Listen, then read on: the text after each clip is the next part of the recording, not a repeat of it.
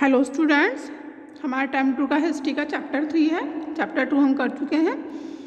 आप इस चैप्टर को बेटा ध्यानपूर्वक सुनेंगे और उसको पढ़ेंगे। चैप्टर नेम है नाज़ीवाद और हिटलर का उदय, है ना। इसके बारे में बताया जाए हिटलर का उदय कैसे हुआ, नाज़ीवाद क्या था, इन सब चीज़ों के बारे में बताया जा रहा है। 1945 के बसंत में हेमलुट नामक 11 वर्षीय जर्मन लड़का था। वह अपने बिस्तर पर लेटा होने कुछ सोच रहा था। तभी उसे क्या सुनाई देता है, उसके मम्मी पापा ना धीरे धीरे बातें कर रहे हैं। अब हेमलुट क्या करता है कि कान लगाकर उनकी बातें सुनने की कोशिश करता है। उसके फादर ना उसकी मदर को कह रहे थे, बहुत सीरियस होकर बोल रहे थे कि मुझे ना या तो अपने आप को या हमें अपने पूरे परिवार को ख़त्म कर लेना चाहिए। जो हेमलुट के पिता थे वो क्या थे, चिकित्सक थे, डॉक्टर थे। अब वो ये बातें इस तरह से क्यों कह रहे थे, वो कह रहे थे, वे घबराहट भरे स्वर में कह रहे थे, अमित राष्ट्र भी हमारे साथ वैसा ही बर्ताव करेंगे जैसा हमने अपाहिजों और यहूदियों के साथ किया था, है ना। कि भाई उनके मित्र रास्ते वो अभी जीत चुके हैं कि वे अब उनके साथ वैसे व्यवहार करेंगे भाई जैसा उन लोगों ने किया था। तो फिर क्या करते हैं कि वो दोनों बातें कर होते हैं। फिर नेक्स्ट डे मॉर्निंग में क्या करते हैं, हेमलुट के पिता हेमलुट को ना अगले दिन मॉर्निंग में उसे बाग में घुमाने के लिए ले जाते हैं। वहाँ पर वे दोनों खेलते हैं, अच्छे से ना टाइम बिताते हैं। उसके बाद फिर हेमलुट के फादर क्या करते हैं, अपने ऑफिस चले जाते हैं और वहाँ पर अपने आप को शूट कर लेते हैं, गोली मार लेते हैं। अब हेमलुट की यादों में क्या था, वह क्षण अभी भी जिंदा था जब उसके पिता के खून में सनी वर्दी को घर के अलाव में ही जला दिया गया था। हेमलुट ने जो कुछ सुना था, जो कुछ हुआ, उसके दिलो दिमाग पर उसका इतना गहरा सदमा पड़ा कि वह 9 साल तक उसने अपने घर पर बिल्कुल भी खाना नहीं खाया। उसे क्या डर सताता रहा था, क्योंकि उसने अपने मदर फादर को बात करते हुए सुना था कि भाई हमें अपने आप को या पूरे परिवार को ना मार लेना चाहिए। तो उसको ये डर था कि कहीं उसकी मम्मी उसको खाने में जहर मिलाकर ना दे दे। अभी हमें क्लियर नहीं है कि भाई वो लोग ऐसे बातें क्यों कर रहे हैं, ऐसा क्या इंसिडेंट हुआ था। हम जब चैप्टर आगे पढ़ेंगे तो ये सब चीज़ें हमारे आगे क्लियर हो जाएंगी। हेमलुट को शायद समझ में नहीं आया हो, लेकिन हकीकत यह है कि उसके पिता कैसे थे, नाज़ी थे। वे एडॉल्फ हिटलर के कट्टर समर्थक थे। उसके पिता नाज़ी थे और वो किसके, हिटलर के कट्टर समर्थक थे, यानी कि उसको मानने वाले थे। अपने में वे कई बच्चे नाज़ी और उनके पिता हिटलर के बारे में जानते होंगे। आपको शायद पता होगा कि हिटलर जर्मनी को दुनिया का सबसे ताकतवर देश बनाने को कटिबद्ध था। मतलब हिटलर क्या चाहते थे कि भाई वो जर्मनी को सबसे शक्तिशाली देश बनाना चाहते थे। वह पूरे यूरोप को जीत लेना चाहते थे, ठीक। और उन्होंने, आपने ये भी सुना होगा कि हिटलर ने क्या किया था, यहूदियों को मरवा दिया था। लेकिन नाज़ीवाद सिर्फ इनका इक्का दुक्का घटनाओं का नाम नहीं है। भाई नाज़ीवाद जो है ये बताया गया है, खाली ओनली इसमें कोई 1-2 घटनाएं नहीं है ना। यह दुनिया और राजनीति के बारे में एक संपूर्ण व्यवस्था है। किसके बारे में, दुनिया और राजनीति के बारे में एक संपूर्ण व्यवस्था है, विचारों की एक पूरी संरचना है। अब हम इसको आगे पढ़ते समझने की कोशिश करते हैं। मई 1945 में जर्मनी ने मित्र राष्ट्रों के सामने क्या कर दिया था, समर्पण कर दिया था। हिटलर को अंदाजा हो चुका था, भाई क्या अंदाजा हो चुका था कि भाई सीधी बात है, वो लड़ाई हारने वाले हैं और उनके जो मित्र राष्ट्र वो लड़ाई जीतने वाले हैं।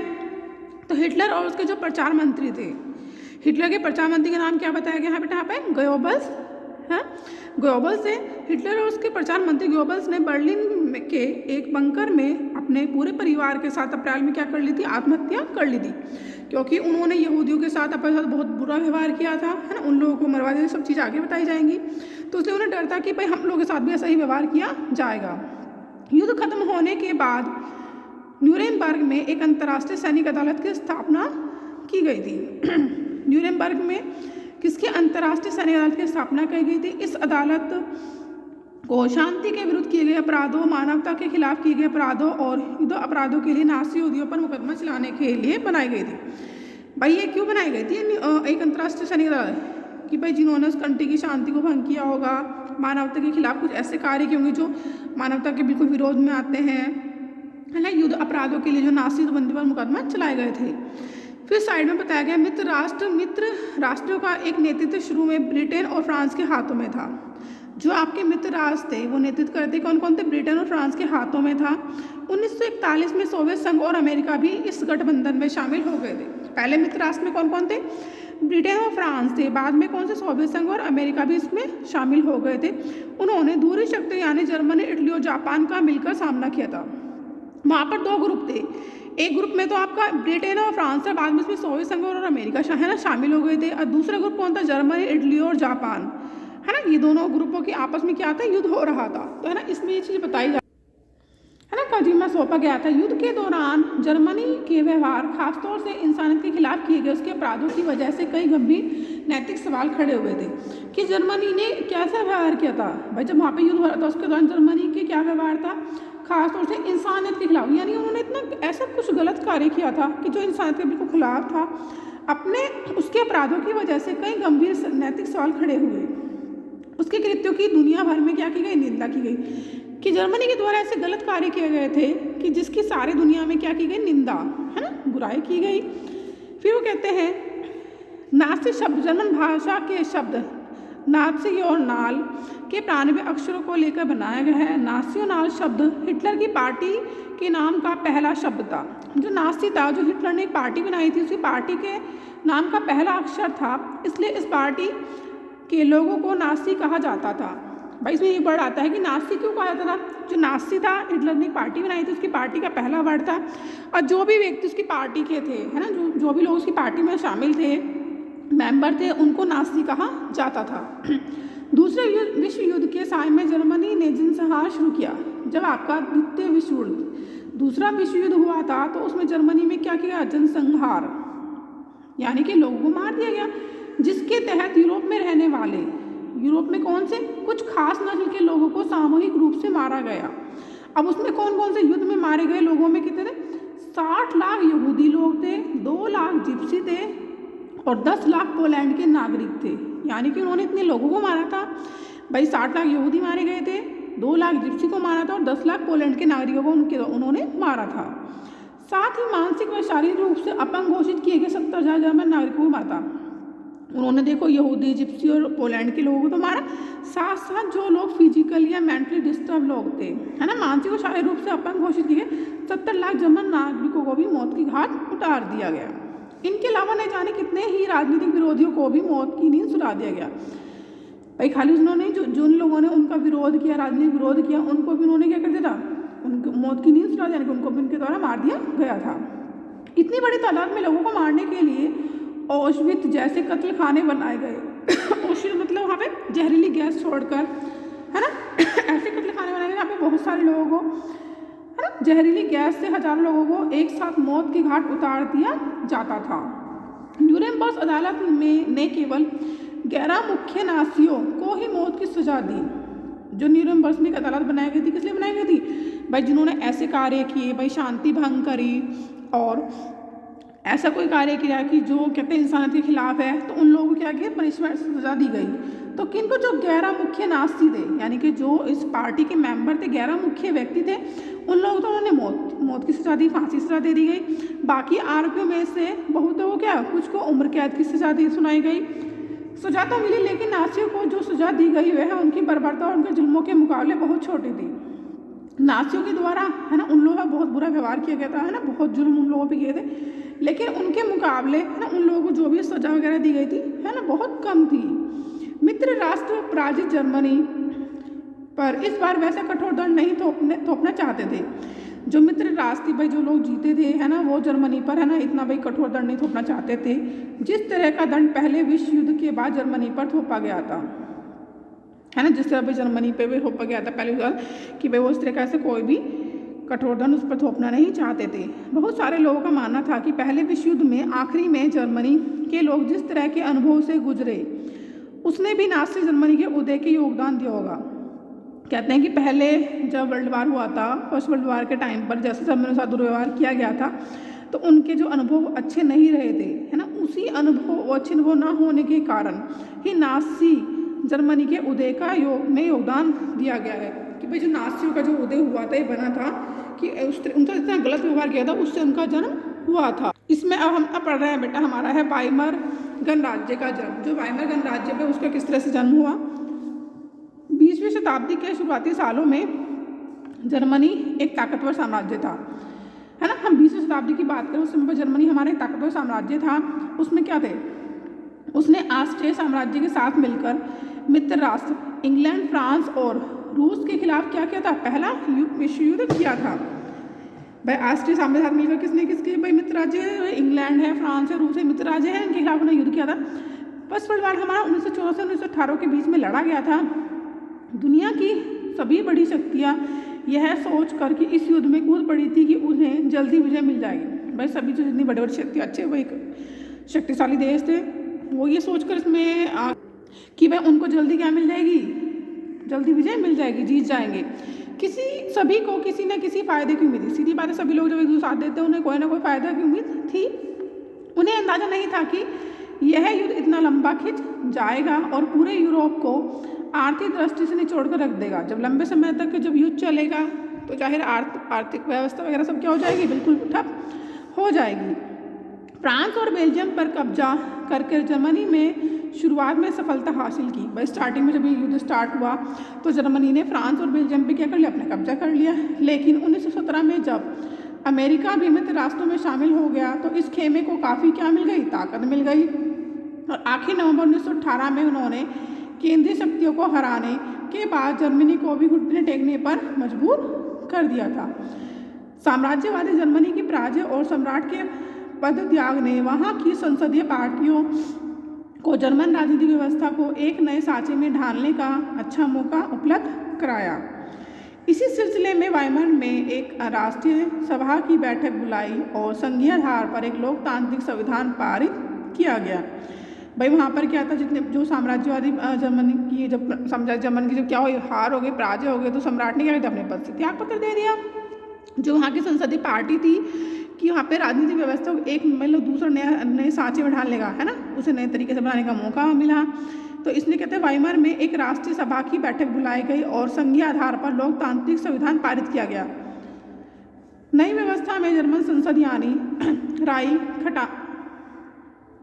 राइक स्टांग के लिए जनप्रतिनिधियों का चुनाव किया गया कि वहाँ पे जर्मन जो संसद है ना, उसके लिए जहाँ पे जो जनप्रतिनिधि चुने गए थे उनका चुनाव किया गया। प्रतिनिधियों के निर्वाचन के लिए औरतों सहित वयस्क नागरिकों को समान और सार्वभौमिक मताधिकार दिए गए। वहाँ पर किसको, भाई जब वहाँ पे निर्वाचन के लोगों को चुना गया है ना, वहाँ पे औरतें मतलब फीमेल्स को और वयस्क जो मतलब वयस्क नागरिक हैं उनको वोटिंग का अधिकार दिया गया। लेकिन यह नया गणराज्य खुद जर्मनी के ही बहुत सारे लोगों को रास नहीं आया। जब वहाँ पे भाई नया गणराज्य बना है ना, जर्मनी के बहुत सारे लोगों को भाई जो नया राज्य गणराज्य बनाया गया, बहुत सारे लोगों को उसमें क्या आया, रास नहीं आया। इसकी एक वजह तो यही थी कि पहले विश्व युद्ध में क्या वजह थी कि पहले विश्व युद्ध में क्या होगा, जर्मनी की पराजय के साथ विजयी देशों ने उस पर बहुत कठोर शर्तें थोप दी। भाई जब पहले विश्व युद्ध में जर्मनी की हार हो गई तो जो विजयी देश थे ना, जीतने वाले देश थे, उन्होंने उस पर क्या करती, बहुत कठोर शर्तें थोप दी। मित्र राष्ट्रों के साथ वर्साय में हुई शांति संधि जर्मनी की जनता के लिए बहुत कठोर और अपमानजनक थी। भाई जब फर्स्ट वर्ल्ड वॉर में जर्मनी हार गया है ना, मित्र राष्ट्र उसकी संधि हो गई, तो वहाँ के लोगों को क्या लगा, बहुत ही मतलब उनके साथ बहुत दुर्व्यवहार किया है ना, कठोर शर्तें थोप दी, उन्हें कठोर लगा और अपमानजनक लगा। इस संधि की वजह से जर्मनी को अपने सारे उपनिवेश तकरीबन 10% आबादी, 13% भूभाग और 75% लौह भंडार और 26% कोयला भंडार फ्रांस, पोलैंड, डेनमार्क और लिथुआनिया के हवाले करने पड़े। भाई जब उनकी संधि हुई तो उन्हें कितने सारे नुकसान झेलने पड़े। भाई उसकी 10% आबादी चली गई, पॉपुलेशन चली गई, 13% उसकी भूभाग यानी कि लैंड चली गई, 75% उसका लोह आयरन ना भंडार वगैरह चले गए, 26% उसका जो कोयला भंडार थे किसके पास चले गए थे, फ्रांस, पोलैंड और डेनमार्क और लिथुआनिया के पास उनके अंदर चले गए थे। जर्मनी की रही सही ताकत खत्म करने के लिए मित्र राष्ट्रों ने उसकी सेना भी भंग कर दी। युद्ध अपराध बोध अनुच्छेद के तहत युद्ध के कारण हुई सारी तबाही के लिए जर्मनी को जिम्मेदार ठहराया गया। भाई जब आपस में दो युद्ध हुए तो जाहिर नुकसान भी होगा, जो उसका नुकसान हुआ, जो तबाही हुई, तो उसमें सारा कारण मतलब दोष किसको लगा दिया, जर्मनी को सौंप दिया गया। इसके एवज में उस पर 6 अरब पाउंड का जुर्माना लगाया गया। भाई सीधी बात उन्होंने क्या कह दिया, भाई जो अभी युद्ध हुआ, जो उस युद्ध से जो तबाही हुई है, सारा गलती इनकी है, इन इसके बदले में जुर्माना भरना पड़ेगा। तो उनके ऊपर 6 अरब पाउंड का जुर्माना लगाया गया। जो उनके खनिज संसाधनों वाले राइनलैंड पर भी 20 के दशक में ज़्यादातर मित्र राष्ट्रों का ही कब्जा हो गया था। मतलब उनकी मोस्टली पार्ट्स पर जो चीज़ें थी वो किसके अंदर चले गए थे, मित्र राष्ट्रों के अंदर जा रहे थे। बहुत सारे जर्मनों ने न केवल इस हार के लिए बल्कि वर्साय में हुए अपमान के लिए वाइमर गणराज्य को ही जिम्मेदार ठहराया। मतलब जर्मन के लोगों का क्या मानना था कि भाई जो हमारा अपमान हुआ है ना, जो भी हमें नुकसान हो रहा है, वो उसका सारा मेन जिम्मेदार वाइमर गणराज्य ही है। अब युद्ध का असर क्या पड़ा, इस युद्ध ने पूरे महाद्वीप को मनोवैज्ञानिक और आर्थिक दोनों ही स्तरों पर तोड़कर रख दिया। बस सीधी बात है, वो मेंटली भी और इकोनॉमिकली दोनों तरह से क्या हो गए, बहुत ज़्यादा उनकी सिचुएशन खराब हो गई। यूरोप कल तक कर्ज देने वालों का उपमहाद्वीप कहलाता था, मतलब उनके ऊपर इतना कर्ज हो गया था कि है ना, उसे वो कर्ज देने वालों का उपमहाद्वीप कहा जाने लगा था, जो युद्ध खत्म होते होते कर्जदारों का महाद्वीप बन गया था। विडंबना यह थी कि पुराने साम्राज्य द्वारा किए गए अपराधों का हर्जाना नवजात वाइमर गणराज्य से वसूल किया गया था। अब क्या दिक्कत आ गई थी, विडंबना क्या बहुत बड़ी परेशानी क्या आ गई थी कि जो पुराने साम्राज्य के द्वारा किए गए अपराध थे, ठीक, उसका जुर्माना किसको देना पड़ा, जो वाइमर गणराज्य था कि उसको है ना, उस कर को देना पड़ेगा। इस गणराज्य को युद्ध में पराजय के अपराध बोधों राष्ट्रीय अपमान का बोझ तो ढोना ही पड़ा, हर्जाना चुकाने की वजह से आर्थिक स्तर पर भी वह अपंग हो चुका था। पहला तो राष्ट्रीय अपमान का बोझ कि भाई हाँ, उनको बहुत अपमान सहना पड़ा, साथ साथ ऊपर से उनके ऊपर हर्जाना कर्ज भी आ गया, तो उससे उनकी जो आर्थिक स्थिति थी वो क्या हो गई थी, बहुत खराब हो चुकी थी। वाइमर गणराज्य के हिमायतों में मुख्य रूप से कौन थे, समाजवादी, कैथलिक और डेमोक्रेट खेमे के लोग थे। रूढ़िवादी पुरातनपंथी राष्ट्रवादी मिथकों की आड़ में उन्हें तरह तरह के हमलों का निशाना बनाया जाने लगा। नवंबर के अपराधी कहकर उनका खुलेआम मजाक उड़ाया, उनको मजाक किससे उड़ाया, उन्हें नवंबर के अपराधी कहकर भी उनका मजाक बनाया जाता था। यह मनोदशा का 30 के दशक के शुरुआती राजनीतिक घटनाक्रम पर गहरा असर पड़ा। पहले युद्ध ने यूरोपीय समाज और राजनीतिक व्यवस्था पर अपनी गहरी छाप छोड़ दी थी। सिपाहियों को आम नागरिकों के मुकाबले ज़्यादा सम्मान दिया जाने लगा कि भाई वहाँ पर क्या थी, जो यूरोपीय समाज था, वहाँ की जो राजनीतिक व्यवस्था थी उस पर अपनी उसने गहरी छाप छोड़ी। जो वहाँ के सिपाही वगैरह होते थे उनके नॉर्मल नागरिकों की अपेक्षा उन्हें ज़्यादा जाता था, सम्मान ज़्यादा था। राजनेता और प्रचारक इस बात पर जोर देने के लिए पुरुषों को आक्रामक, ताकतवर और मर्दाना गुणों वाला होना चाहिए। जो वहाँ के पॉलिटिकल लीडर्स, नेता थे, प्रचारक थे, भाई जो प्रचार करते थे, वो लोग क्या कहते थे कि भाई पुरुषों का स्वभाव कैसा होना चाहिए, आक्रामक, ताकतवर और मर्दाना गुण वाला होना चाहिए। मीडिया ने खंदकों की जिंदगी का महिमा मंडल किया जा रहा था, लेकिन सच्चाई यह थी कि सिपाही इन खंदकों में बड़ी दयनीय जिंदगी जी रहे थे। भाई जो सिपाही वगैरह थे उनकी बहुत प्रशंसा वगैरह की जाती थी, है ना, उन्हें सम्मान जाता था, लेकिन उनकी जो जिंदगी जी रहे थे वो बहुत ही कैसी थी, दयनीय थी, दया भरी थी। वे लाशों की खाने वाले चूहों से घिरे रहते थे, मतलब लाशों को खाने वाले चूहों से घिरे रहते थे। वे जहरीली गैस और दुश्मनों की गोलाबारी का बहादुरी से सामना करते हुए भी अपने साथियों को पल पल मरते देख रहे थे। मतलब वहाँ क्या रहे भाई, वो क्या करते, खंदक क्या होता है, युद्ध के मोर्चे पर सैनिकों के छिपने के लिए खोदे गए गड्ढे, है ना, खंदक में गड्ढे वगैरह हो जाते हैं जहाँ पर सैनिक वगैरह अपने छुप के रहते थे। सीधी बात है, जब दुश्मन लोग उन पर हमला करेंगे तो उनके साथी जो मारे जाते थे वो उस गड्ढों, उनकी लाशें उनके बराबर में वहीं पड़ी रहती थी। उन्हें कौन खाते रहते थे, चूहे खाते रहते थे, है ना। उन्हें हमेशा दुश्मनों के द्वारा छोड़ी जाने वाली जहरीली गैस और उनकी गोलाबारी का हमेशा बहादुर सामना करना पड़ता था और अपने साथियों को हमेशा पल पल मरता देख रहे थे। सार्वजनिक जीवन में आक्रामक फौजी प्रचार और राष्ट्रीय सम्मान व प्रतिष्ठा की चाह के सामने बाकी सारी चीज़ें गौण थी। जबकि हाल ही में सत्ता में आए रूढ़िवादी तानाशाहों को व्यापक जन समर्थन मिलने लगा। जन समर्थन, जनता समर्थन किनको मिलने लगा, जो रूढ़िवादी थे, पुरानी विचारधाराओं वाले थे और तानाशाह थे, उनको समर्थन मिलना। उस वक्त लोकतंत्र एक नया और बहुत नाजुक विचार था। उस समय पर जब लोग क्या चाहते, लोकतंत्र चाहते थे, तो उस समय पर यह बहुत ही नया और नाजुक विचार था जो दोनों महायुद्धों के बीच पूरे यूरोप में फैली अस्थिरता का सामना नहीं कर सकता था। पूरे यूरोप में क्या फैल गई थी, अस्थिरता की सिचुएशन फैल गई थी, है ना, और उसका सामना करना क्या था, बहुत ही मुश्किल था। ठीक है स्टूडेंट, आप यहाँ तक इस चैप्टर को ध्यानपूर्वक पढ़ेंगे। ठीक, अगर नेक्स्ट वीडियो में हम नेक्स्ट पॉइंट मतलब टॉपिक पढ़ेंगे राजनीतिक रेडिकलवाद और आर्थिक संकट। Okay, bye, take care.